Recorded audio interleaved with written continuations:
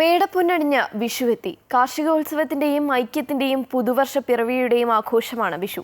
ഒരുമയുടെ ഈ ആഘോഷം കൂടുതൽ കളറാക്കുകയാണ് ഒരു കൂട്ടം ചെറുപ്പക്കാർ. നെയ്യാറ്റിൻകര ശ്രീകൃഷ്ണസ്വാമി ക്ഷേത്രത്തിൽ നിന്നും ദേവിക ചന്ദ്രൻ തയ്യാറാക്കിയ റിപ്പോർട്ട് കാണാം.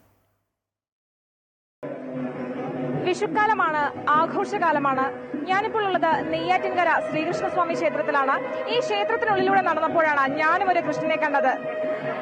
എങ്ങനെയാണ് ഇത്തരത്തിലൊരു കൃഷ്ണനുമായി ക്ഷേത്രത്തിലെത്താമെന്നൊരു ആശയം? രാത്രി കൂട്ടുകാരോട് സംസാരിച്ചുകൊണ്ടിരിക്കുന്നതിനിടയിലാണ് ഈ ഒരു ഐഡിയ ഉണ്ടാകുന്നത്. പ്രത്യേകിച്ച് നമ്മൾ ഒറ്റ മൈൻഡ് ആൾക്കാരാണ്.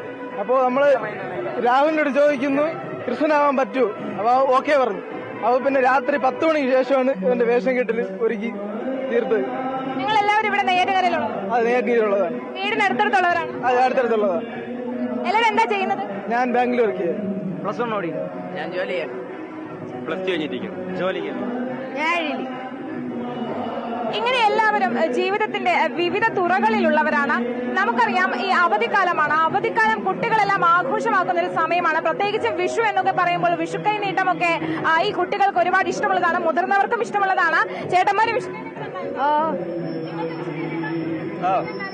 ചോദിക്കാം.